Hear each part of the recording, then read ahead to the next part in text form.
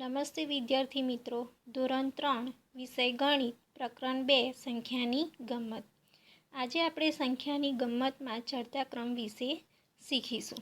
તો સૌપ્રથમ તો ચડતો ક્રમ શીખવા માટે આપણે નાની સંખ્યાથી મોટી સંખ્યા તરફ આગળ વધવાનું છે. એટલે કે 1 પછી પગથિયું ચડીએ એટલે 2, પછી 3, 4, 5, 6, 7, 8, 9 આમ નાની સંખ્યાથી મોટી સંખ્યા તરફ આપણે આગળ વધીએ તેને આપણે શું કહેવામાં આવે છે? ચડતો ક્રમ કહેવામાં આવે છે. જેમ કે આપણે 1થી 100ની સંખ્યા લખીએ છીએ તો એ કેવી રીતે લખીએ છીએ? ચડતા ક્રમમાં લખીએ છીએ કે 1 પછી 2, 3, 4, 5, 6, 7, 8, 9 એમ કરીને 100 લગીની જે સંખ્યા આપણે લખીએ છીએ એ ચડતા ક્રમમાં લખતા હોઈએ છે. એટલે ટૂંકમાં કે ચડતો ક્રમ આપણે લખવું હોય તો નાની સંખ્યાથી મોટી સંખ્યા તરફ જવું, તો એને આપણે શું કહેવામાં આવે છે? ચડતો ક્રમ કહેવામાં આવે છે. તો ચડતા ક્રમનો નિયમ શું બને છે કે નાની સંખ્યાથી મોટી સંખ્યા તરફ જવું. તો કોઈપણ સંખ્યાને આપણે ચડતા ક્રમમાં ગોઠવીએ તો મગજમાં એટલું જ યાદ રાખવાનું કે સૌથી પહેલાં નાની સંખ્યા લેવાની, ત્યાર પછી એનાથી મોટી, પછી એનાથી મોટી, એમ નાની સંખ્યાથી મોટી સંખ્યા તરફ આગળ વધવાનું છે. તેને આપણે ચડતો ક્રમ કહીએ છીએ. હવે આપણને અહીંયા કેટલીક સંખ્યાઓ આપી છે તેને આપણે ચડતા ક્રમમાં ગોઠવતા શીખીશું. તો અહીંયા પ્રથમ સંખ્યાઓ આપી છે, તમે જુઓ તો એક જ અંકની છે. એટલે એક જ અંકની સંખ્યાઓ છે એટલે આપણે હવે ચડતા ક્રમમાં ગોઠવવું હોય તો આપણે નિયમ શીખી ગયા કે નાની સંખ્યાથી મોટી સંખ્યા તરફ આગળ વધવું. તો આ એક જ અંકની સંખ્યા છે એમાં સૌથી નાની સંખ્યા કઈ છે? તો અહીંયા 1 છે. તો સૌથી પહેલાં આપણે 1 લખીશું. પછી 1 પછી કેટલા આવશે? તો 3. એટલે આપણે અહીંયા 3 લખીશું. 3 પછી 4, 4 પછી 5 અને સૌથી છેલ્લે 9. તો 1, 3, 4, 5, 9 એટલે કે નાની સંખ્યાથી મોટી સંખ્યા તરફ આપણે આ ઉપરની સંખ્યાની ગોઠવણી કરી, એને આપણે શું કર્યું? ચડતો ક્રમ કર્યો. તેવી જ રીતે અહીંયા 6, 2, 8, 7, 3 એક જ અંકની સંખ્યાઓ છે. તો સૌથી પહેલાં નાની સંખ્યા કઈ છે? આમાં 2. તો આપણે અહીંયા લખીશું 2. પછી આવશે 2ને ભૂલી જવાના, પછી જે સંખ્યા બાકી રહી છે એ જોવાની. તો અહીંયા 8, 7, 3 અને 6 એમાં સૌથી નાની સંખ્યા કઈ છે? 3 છે. હવે 3 પછી 8, 7 અને 6માં સૌથી નાની સંખ્યા કઈ છે? તો 6. પછી 7 અને છેલ્લે 8. તો આપણે એને ચડતા ક્રમમાં ગોઠવીએ તો 2, 3, 6, 7, 8 આમ નાની સંખ્યાથી મોટી સંખ્યા તરફ આપણે ચડતા ક્રમમાં સંખ્યાને ગોઠવી. તો આ સંખ્યાઓ હતી એ બધી કેવી હતી? એક અંકની, એટલે કે એકમવાળી સંખ્યા. હવે જોઈશું આપણે 2 અંકની સંખ્યા, એટલે કે એકમ અને દશક 2 અંકની સંખ્યા. જ્યારે 2 અંકની સંખ્યા હોય ત્યારે આપણે સૌથી પહેલાં કયો અંક જોવાનો? આગળનો દશકનો અંક જોવાનો. તો અહીંયા દશકનો અંક કેટલો છે? 1 છે.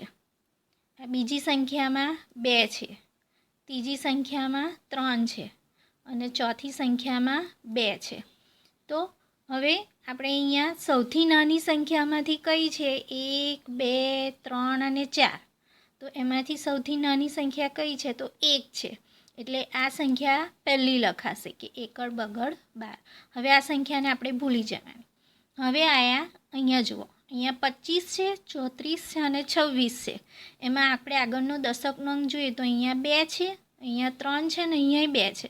તો હવે અહીંયાય 2 છે અને અહીંયાય 2 છે અને એ પણ 3થી નાના છે. તો કઈ સંખ્યા આપણે પહેલી લઈશું? 25 પહેલાં લઈશું કે 26? તો જ્યારે દશકનો અંક 2, 2 હોય ત્યારે આપણે કયો અંક જોવાનો? પાછળનો એકમનો અંક જોવાનો. તો અહીંયા એકમના અંકમાં 5 છે અને અહીંયા પાછળની સંખ્યામાં એકમના અંકમાં 6 છે. તો 5 નાના કે 6 નાના? તો 5 નાના છે. એટલે આ સંખ્યા પ્રથમ લખાશે 25 અને બગડ છગડ 26 પછી લખાશે અને છેલ્લે 34. તો આ રીતે આપણે નાનીથી મોટી તરફ સંખ્યાને ગોઠવી. તેવી જ રીતે અહીંયા 45, 50, 72 અને 80 આપ્યા છે. તો એમાં પણ એ જ રીતે જોવાનું કે પહેલાં લખવાનું દશકમાં 4, અહીંયા દશકમાં 5, અહીંયા દશકમાં 7 અને અહીંયા દશકમાં 8 છે. તો હવે દશકના અંકમાં કયો અંક સૌથી નાનો છે? તો 4. એટલે આ 45 પહેલાં લખાશે. 4 પછી એનાથી મોટો અંક આવશે 5 એટલે 50. એનાથી મોટો અંક 7 એટલે અહીંયા 72 અને એનાથી મોટો અંક 8 એટલે 80. તો આ રીતે નાનીથી મોટી તરફ આપણે ક્રમમાં ગોઠવીએ. હવે આ આપણે ઉપરની સંખ્યા જોઈએ 2 અંકની જોઈ કે દશક અને એકમ. હવે આવ્યા 3 અંક 100, દશક અને એકમ. 3 અંકની સંખ્યા હોય ત્યારે કેવી રીતે આપણે એની ગોઠવણી કરવાની?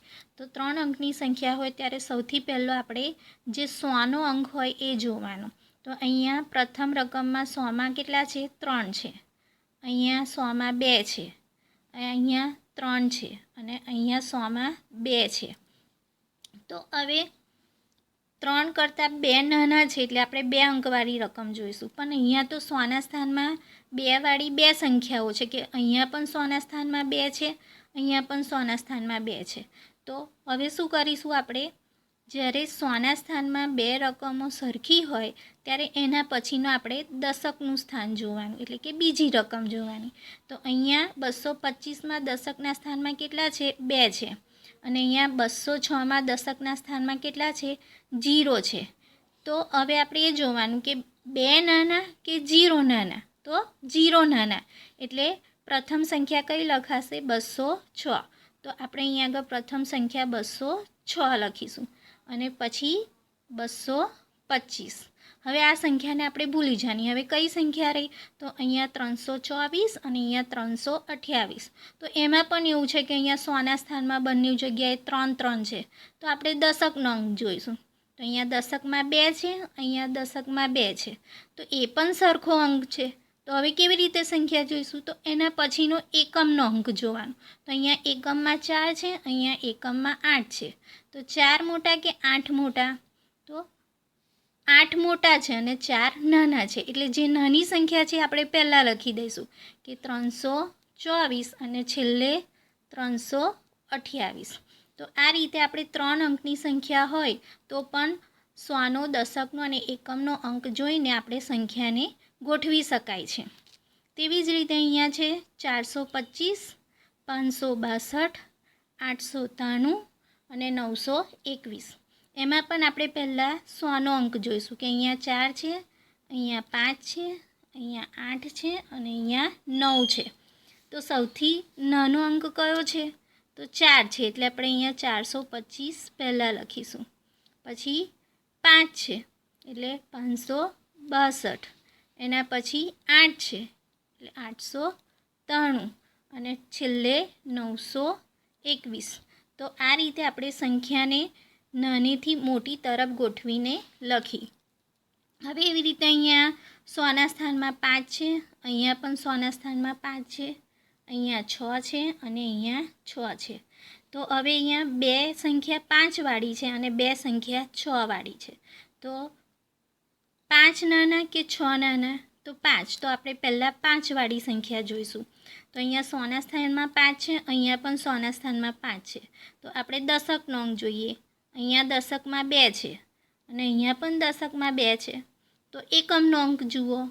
અહીંયા દશકમાં એકમમાં 0 છે અને અહીંયા એકમમાં 2 છે. તો 0 નાના કે 2 નાના? તો 0. તો પહેલાં આપણે 520 લખીશું અને પછી અહીંયા 522 લખીશું. હવે જોઈએ પાછળની સંખ્યા. તો અહીંયા 100ના સ્થાનમાં 6 છે, અહીંયા પણ 100ના સ્થાનમાં 6 છે. તો આપણે હવે દશકનો અંક જોઈએ. અહીંયા દશકમાં 3 છે, અહીંયા દશકમાં 2 છે. તો 3 નાના કે 2 નાના? તો 2 નાના છે એટલે એ સંખ્યા આપણે પહેલી લખીશું કે 224 અને પછી 3 વાળી અંકની સંખ્યા લખીશું કે 632. તો આ રીતે આપણે સંખ્યાને નાની સંખ્યાથી મોટી સંખ્યા તરફ ગોઠવીએ તેને આપણે ચડતો ક્રમ કહેવાય છે. અહીંયા આપણને આ સંખ્યાઓ એક ગોળાકાર રાઉન્ડની અંદર લખેલી જોવા મળે છે. તો હવે આ સંખ્યાઓને આપણે ચડતા ક્રમમાં ગોઠવવાની છે. એટલે આપણે શીખી ગયા ચડતો ક્રમ એટલે નાનીથી મોટી તરફ સંખ્યાઓને ગોઠવવી. તો આપણે નિયમ શીખવાડ્યો કે 3 અંકની સંખ્યા હોય તો પ્રથમ 100ની સંખ્યા આપણે જોઈશું. તો અહીંયા 100માં કેટલા છે? 6 છે. અહીંયા 3 છે, 5 છે, 7 છે, અહીંયા 3 છે. તો હવે 100ના અંકમાં જે સંખ્યાઓ છે એમાં સૌથી નાની સંખ્યા કઈ છે? 3. હવે 3 અંકવાળી 2 સંખ્યાઓ છે એટલે આપણે કયો અંક જોઈશું? દશકનો. અહીંયા 6 છે, અહીંયા દશકમાં 7 છે. તો 6 નાના કે 7 નાના? તો 6. એટલે આપણે 365 અહીંયા પ્રથમ લખીશું. ત્યાર પછી આવશે 376. હવે આ બે સંખ્યાને ભૂલી જવાની. હવે આ 3 સંખ્યાઓમાં 100નું સ્થાન જોઈએ તો અહીંયા 100ના સ્થાન પર 5 છે, અહીંયા 7 છે અને અહીંયા 6 છે. તો સૌથી નાની સંખ્યા કઈ છે? તો 5વાળી સંખ્યા એ સૌથી નાની છે એટલે આપણે અહીંયા 563. એના પછી મોટા કયા આવશે? 6 એટલે 635 અને ત્યાર પછી 743. તો આ રીતે આપણે આ સંખ્યાને નાનીથી મોટી તરફ ગોઠવી એટલે કે ચડતા ક્રમમાં ગોઠવી. એવી જ રીતે અહીંયા નીચે બીજી સંખ્યા છે. તો એમાં 100ના સ્થાનમાં જોઈએ તો અહીંયા પણ 8 છે, અહીંયા પણ 8, અહીંયા પણ 8, અહીંયા પણ 8 અને અહીંયા પણ 8. 100ના સ્થાનમાં દરેક સંખ્યા 8 છે. તો હવે આપણે દશકનું સ્થાન જોઈએ. અહીંયા દશકમાં 3 છે, 5 છે, 7 છે, 0 છે અને 8 છે. તો દશકના સ્થાનમાં સૌથી નાની સંખ્યા કઈ છે? તો આ 0 છે.